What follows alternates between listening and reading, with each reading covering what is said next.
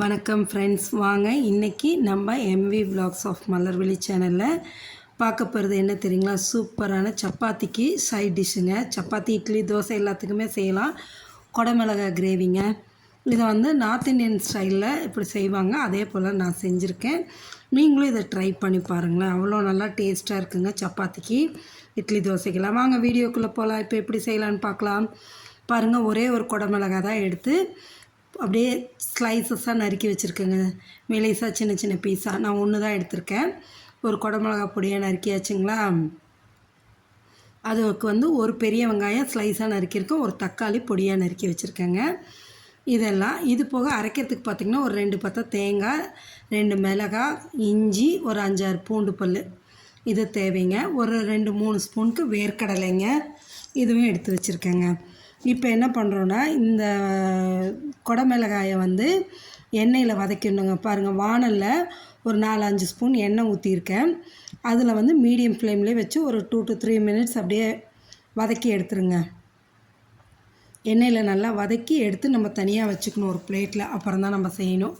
First வதக்கி எடுத்துட்டோம்னா அது நல்லா இருக்குங்க, சாப்பிட்றதுக்கு க்ரன்ச்சியாக நல்லா டேஸ்டியாக இருக்கும். சரிங்களா? பாருங்கள், இந்த அளவு வதங்கினதும் இதை எடுத்து ஒரு பிளேட்டில் வச்சிடலாங்க. அதே எண்ணெயில் அந்த வேர்க்கடலை போடுங்க. வேர்க்கடலை 3 ஸ்பூன் எடுத்து வச்சுருக்கோம் இல்லையா, அதை போட்டு அப்படியே வறுத்துடுங்க. இது எண்ணெயிலே வறுத்துக்கிட்டு அந்த தேங்காய், இஞ்சி, காஞ்ச மிளகாய், பூண்டு அதையும் போட்டுவிடுங்க. இதோட போட்டு அதையும் வறுத்து எடுத்துருங்க. இதையும் நல்லா வறுத்து நல்லா வறுபட்டதும் எடுத்து ஒரு பிளேட்டில் வச்சு ஆற வச்சு மிக்ஸி ஜாரில் போட்டு அரைச்சி எடுத்துடலாங்க. இதுதான் இதுக்கு நம்ம அரைக்க வேண்டிய பொருள்னா இதுதான். இப்போ அதே எண்ணெயில் மீதி இருக்கு இல்லைங்களா, அந்த எண்ணெயே போதுங்க.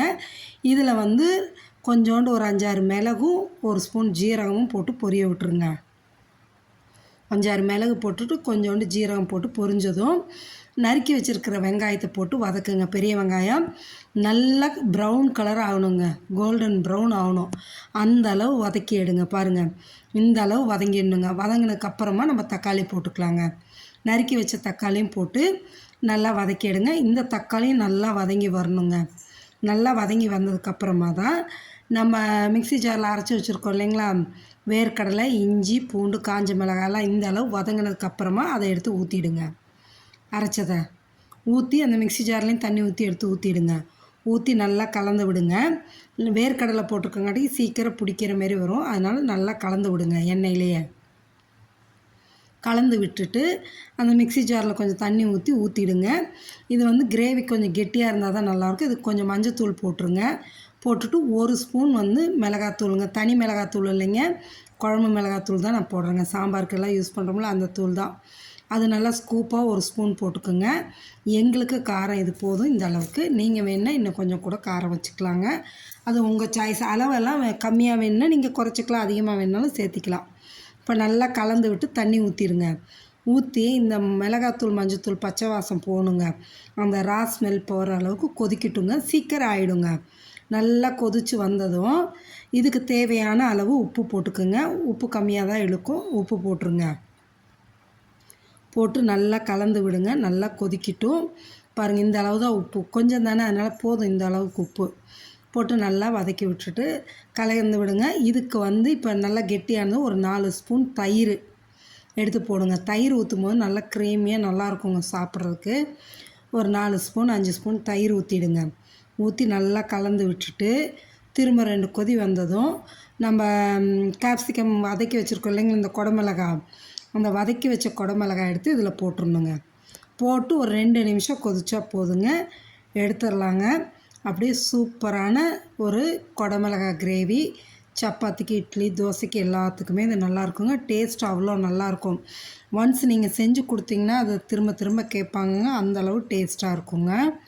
நீங்கள் மறக்காமல் இதையே மிஸ் பண்ணாமல் செஞ்சு பாருங்கள். செஞ்சு சாப்பிட்டு பார்த்துட்டு எப்படி இருக்குன்னு சொல்லுங்கள். பாருங்களேன், இப்போ இதை போட்டாச்சு இல்லை, நல்லா கிரேவி கெட்டியாகிடுச்சு. இன்னுமே கெட்டியாக வேணுன்னா நீங்கள் இன்னும் கொஞ்சம் கூட அந்த கிரேவி சுண்டி வர்ற அளவுக்கு விடலாம். எனக்கு இந்த அளவு வேணும்னு தான் நான் இந்த பதத்துக்கு வச்சுக்கிட்டேங்க. இன்னும் ஒரு 2 நிமிஷம் விட்டுட்டு அப்படியே எடுத்துடலாங்க. இது ஆறுச்சுன்னா இன்னும் கொஞ்சம் கெட்டிப்படுங்க. ஏன்னா நம்ம வேர்க்கடலை போட்டுக்கங்காட்டிக்கு நல்லா கெட்டிப்படும் இன்னும் ஆறுனதுக்கப்புறம். இது தாங்க, இவ்வளோதான் குடமிளகாய் கிரேவி.